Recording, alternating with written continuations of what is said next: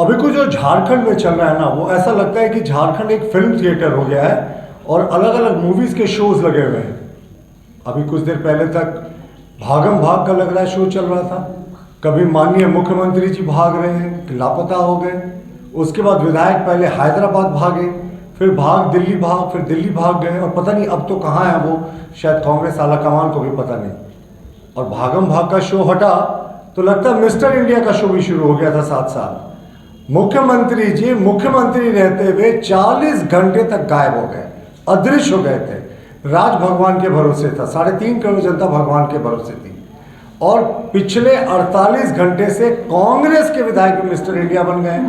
उनका भी कोई ठिकाना नहीं, लोग उनसे संपर्क नहीं कर पा रहे। शायद कोई फोन से कभी बातचीत हो जाए तो हो जाए, लेकिन जनता के लिए तो वो अदृश्य है। और मिस्टर इंडिया तो ये सरकारी है।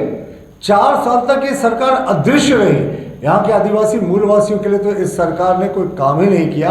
तो पूरे तरीके से इन्होंने झारखंड को एक फिल्म थिएटर का शो बनाकर रखा हुआ है। हमारा मानना है कि कांग्रेस के एमएलए जिस तरीके से भागम भाग का खेल खेल रहे हैं लगातार, अभी तो कई विभागों का बजट का 50% तक खर्च नहीं हुआ। हम इसे क्रिमिनल नेग्लिजेंस, क्रिमिनल ऑफेंस मानते हैं।